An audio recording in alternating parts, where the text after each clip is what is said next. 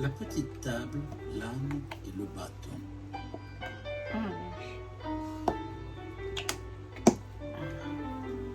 Par les frères Grimm.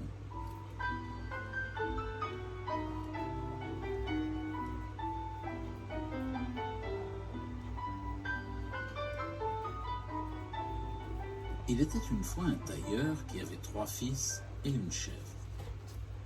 Comme la chèvre nourrissait toute la famille de son lait, il fallait lui donner de bons fourrages et la mener paître dehors tous les jours. C'était la besogne des fils, chacun à son tour. Un jour, l'aîné la mena au cimetière où il y avait de l'herbe magnifique qu'elle brouta à son aise avec force gambade.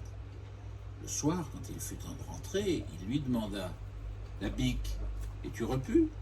Elle répondit « Mais je suis bourré, mais rassasié, mais. » « Rentrons donc, dit le jeune homme, et la prenant par sa longe, il la mena à l'étable où il l'attacha solidement. « Eh bien, dit le vieux tailleur, la chèvre a-t-elle tout ce qu'il lui faut ? Oh, elle est bourrée et rassasiée. » Mais le père, voulant s'en assurer par lui-même, alla dans l'étable et se mit à caresser la chère bique en lui disant « Alors, Biquette, es-tu bien repue ? » « Mais comment aurais-je pu manger ? Sur les tombeaux, je n'ai fait que sauter, sans voir un brin d'herbe à brouter. Mais. » « Qu'est-ce que j'entends ?» s'écria le tailleur. Et sortant de l'étable, il apostropha son fils aîné. « Oh, menteur ! Tu m'as dit que la chèvre était rassasiée, et tu l'as laissée jeûner. » Dans sa colère, il prit son aune et le chassa en lui en donnant de grands coups. Le lendemain, c'était au tour du second fils. Il chercha le long de la haie du jardin, une place bien garnie de bonne herbe, et la chèvre tondit jusqu'au dernier brin.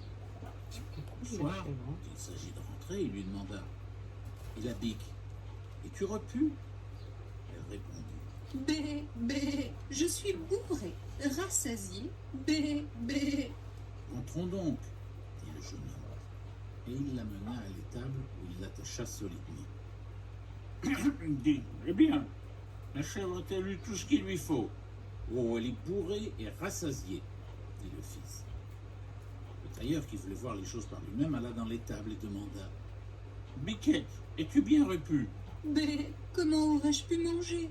Sur les fossés, je n'ai fait que sauter, sans voir un brin d'herbe à brouter. Mais. » « Ah, le misérable !» s'écria le tailleur. « Laissez ainsi jeûner une si douce bête !» Et à grands coups d'aune, il mit encore son second fils à la porte. Le lendemain, ce fut le tour du dernier fils qui, pour bien faire les choses, chercha des taillis garnis de belles feuilles et mit la chèvre broutée à même.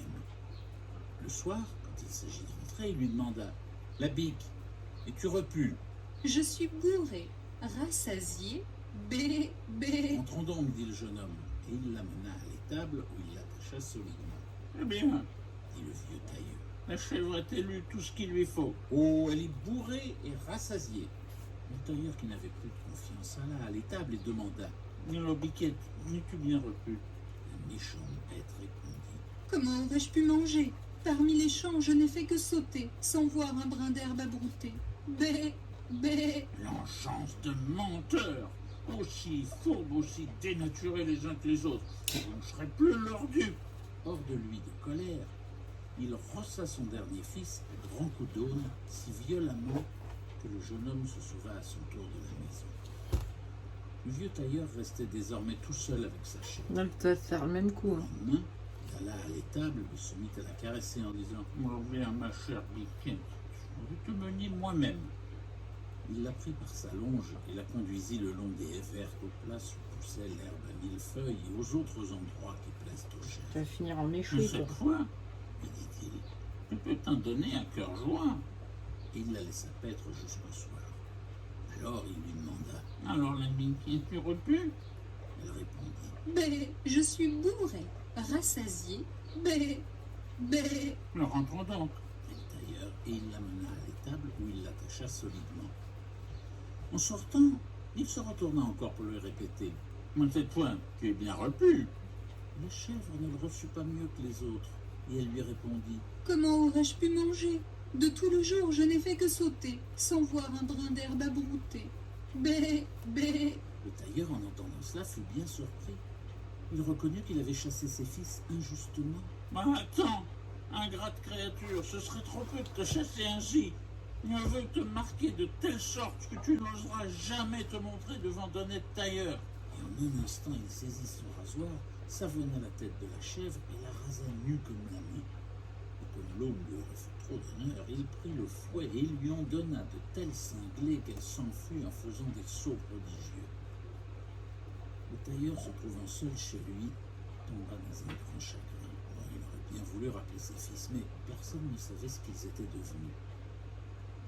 L'aîné s'était mis en apprentissage chez un menuisier. Il apprit le métier avec ardeur, et quand il eut atteint l'âge voulu pour faire sa tournée, son maître lui fit présent d'une petite table en bois commun et sans apparence, mais douée d'une précieuse propriété. Quand on la posait devant soi, on disait « Table, couvre-toi ». Elle se couvrait à l'instant même d'une jolie nappe en toile bien blanche, avec une assiette, un couteau, une fourchette, des plats remplis de mets de toutes sortes, autant qu'il y avait de place, et un grand verre plein d'un vin vermeil qui réjouissait le cœur. Le jeune compagnon se crut riche pour le reste de ses jours et se mit à courir le monde à sa fantaisie, sans s'inquiéter si les auberges étaient bonnes ou mauvaises, et s'il y trouverait ou non de quoi dîner. Et même, quand l'envie lui prenait, il n'entrait nulle part. Mais en plein champ, dans un bois, dans une prairie, il posait sa table devant lui en lui disant seulement « Couvre-toi » et il était servi au même moment. Il eut enfin l'idée de retourner chez son père, espérant qu'il trouverait sa colère apaisée et qu'avec la table merveilleuse, il serait bien reçu. Sur sa route, il entra un soir dans une auberge qui était pleine de voyageurs. Ils lui souhaitèrent la bienvenue et l'invitèrent à se mettre à table avec lui, parce qu'autrement il aurait eu bien de la peine à trouver de quoi manger.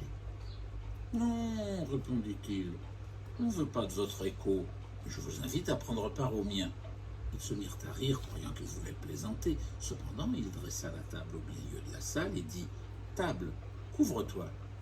Aussitôt, elle fut couverte de mets comme il n'en était jamais sorti de la cuisine de l'auberge et dont le fumet chatouillait agréablement l'odorat des convives. « Allons, messieurs, à table !» Voyant de quoi il s'agissait, ils ne se firent pas prier, et le couteau à la main, ils se mirent à fonctionner bravement. Ce qui les étonnait plus, c'était qu'à mesure qu'un plat était vide, un autre tout plein le remplaçait à l'instant. L'hôte était dans un coin et voyait tout cela sans savoir qu'en penser. Seulement il se disait qu'un pareil cuisinier lui serait fort utile dans son auberge. Le menuisier et sa compagnie passèrent joyeusement une partie de la nuit. À la fin, ils allèrent se coucher et le jeune homme, en se mettant au lit, posa près du mur sa table merveilleuse. Mais l'aubergiste avait des pensées qui l'empêchaient de dormir. Il se souvint qu'il y avait dans son grenier une vieille table toute pareille. Il alla la chercher sans bruit et la mit à la place de l'autre. Le lendemain, le menuisier, après avoir payé pour la nuit qu'il avait passée, prit la table sans s'apercevoir de la substitution et continua son chemin. À midi, il arriva chez son père qui le reçut avec une grande joie. « Eh bien, mon cher fils, lui demanda-t-il, qu'as-tu appris ?»« L'état de menuisier, mon père. »« C'est un bon métier, mais qu'as-tu rapporté de ta tournée ?»« Père, la meilleure pièce de mon sac, c'est cette petite table. » Le tailleur la considéra de tous côtés et lui dit « Mais c'est ça ton chef-d'œuvre, il n'est pas magnifique. C'est un vieux meuble qui ne tient pas debout. »« Mais, répondit le fils, c'est une table magique. Quand je lui ordonne de se couvrir, elle se garnit des plats les plus excellents, avec du vin à réjouir le cœur. Allez inviter tous nos parents et amis à venir se régaler. La table les rassasiera tous. » Quand la compagnie fut réunie, il posa la table au milieu de la chambre et lui dit « Table, couvre-toi. » Elle n'entendit pas ses ordres et resta vide comme une table ordinaire. Alors le pauvre garçon s'aperçut qu'on l'avait changé et resta honteux comme un menteur pris sur le fait. Les parents se moquèrent de lui et s'en retournèrent chez eux sans avoir bu ni mangé. Le père reprit son aiguille et son dé et le fils se mit en condition chez un maître menuisier. Le second fils était entré en apprentissage chez un meunier. Quand il eut fini son temps, son maître lui dit « Pour te récompenser de ta bonne conduite, je veux te donner un âne. Il est d'une espèce particulière et ne supporte ni le bas ni l'attelage. À quoi donc est-il bon? Il produit de l'or. Tu n'as qu'à le faire avancer sur un drap étendu et qu'à prononcer « bric-le-brit ». La bonne bête te fera de l'or par devant et par derrière. » « Voilà un merveilleux animal, dit le jeune homme. Il remercia son maître et se mit à courir le monde. Quand il avait besoin d'argent, il n'avait qu'à dire à son âne « Bric-le-brit » et les pièces d'or pleuvaient sans lui donner d'autre peine que celle de les ramasser.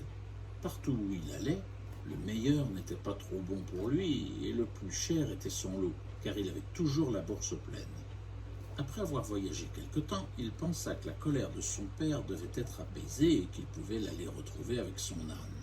Et il entra dans la même auberge où son frère avait déjà perdu sa table. Il menait son âne en laisse.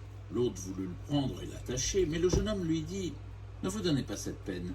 Je vais moi-même attacher mon grisant à l'écurie parce que je veux toujours savoir où il est. » L'aubergiste, assez surpris, supposait que le compagnon qui voulait soigner lui-même son âne n'allait pas faire une grande dépense. Mais quand l'étranger, mettant la main à la poche, en eut tiré 2 pièces d'or et lui eut recommandé de lui servir du bon, il ouvrit de grands yeux et se mit à chercher ce qu'il avait de meilleur. Après dîner, le voyageur demanda ce qu'il devait. L'aubergiste n'épargna rien pour grossir la note et répondit qu'il lui fallait 2 pièces d'or. Le jeune homme fouilla à sa poche, mais elle était vide. « Attendez un instant, je vais chercher de l'argent. » Et il sortit en prenant la nappe avec lui. L'aubergiste ne comprenait rien à ce que cela voulait dire, mais il était curieux. Il suivit le voyageur, et quand celui-ci eut verrouillé derrière lui la porte de l'écurie, il y regarda par une fente.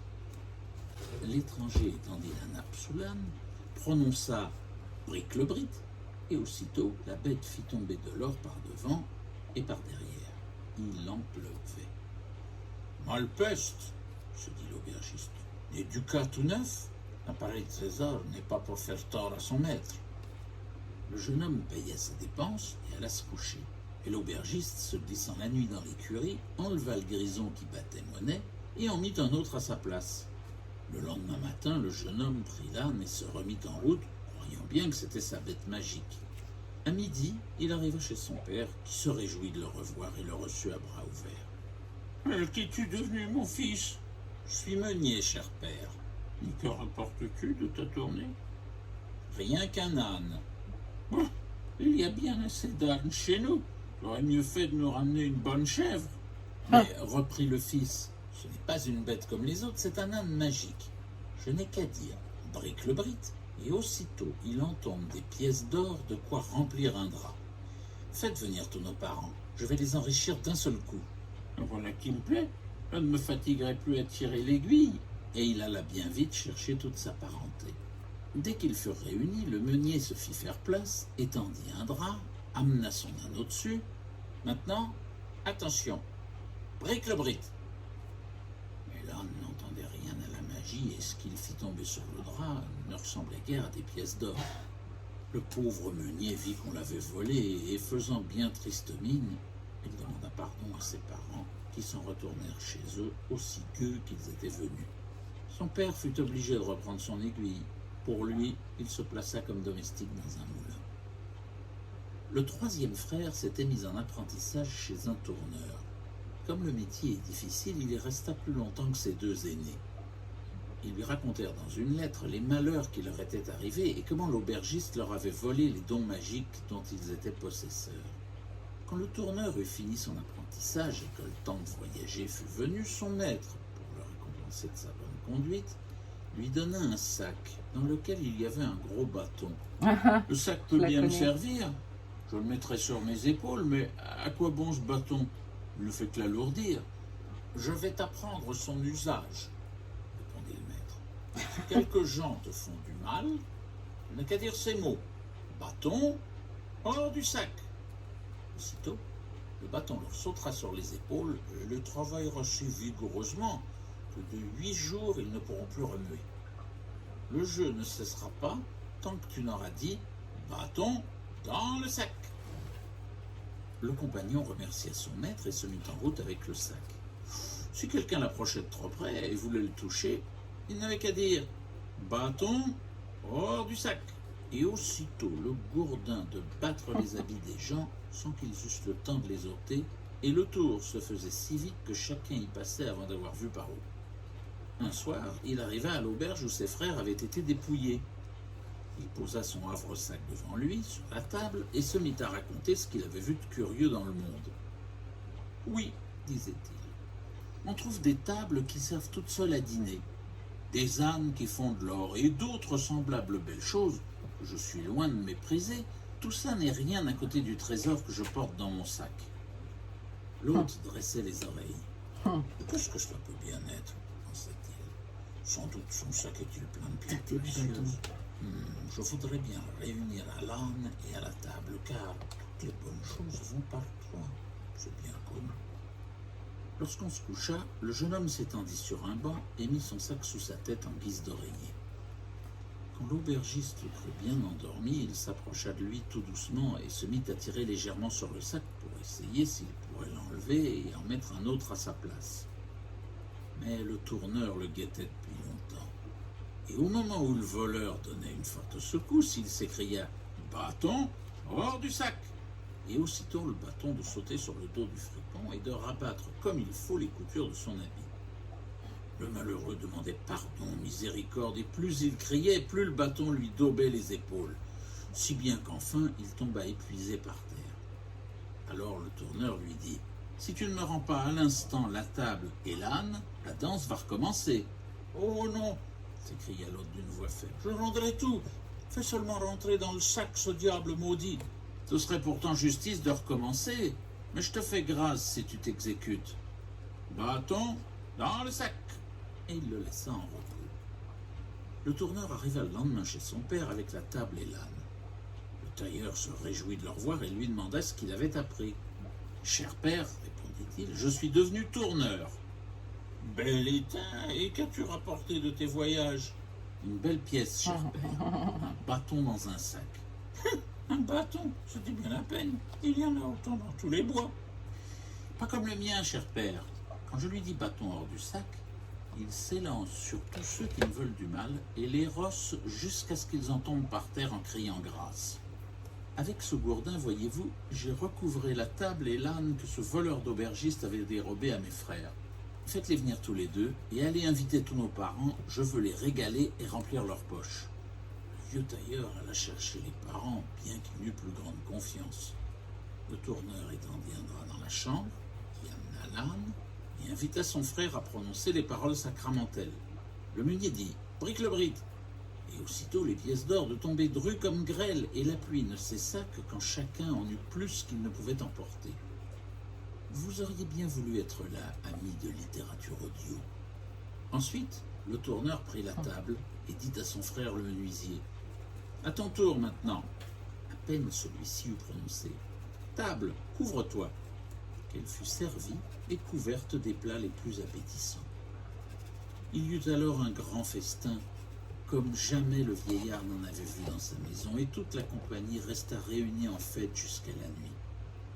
Le tailleur serra précieusement dans une armoire son aiguille, son dé, son aune et son carreau, et vécut en paix et en joie avec ses 3 fils.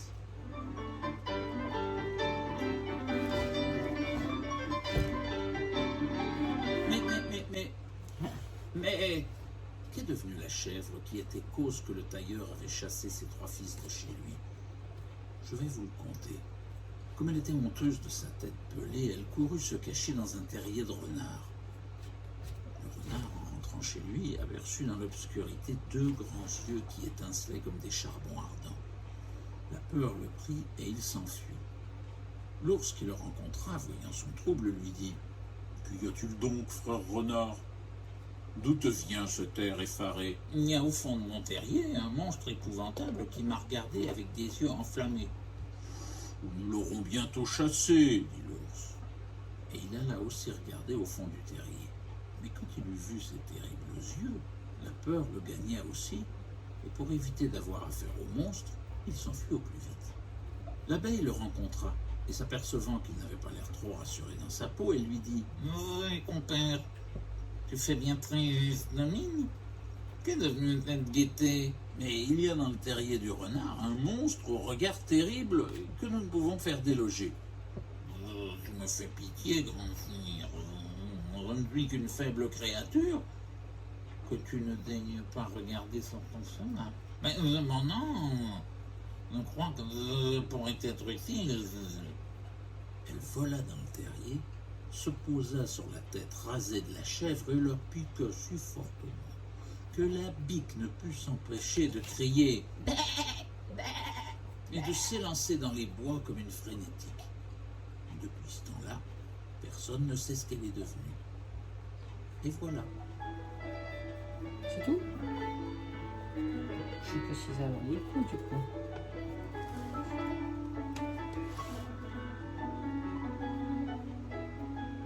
J'entends pour la chèvre. Hein. Enfin,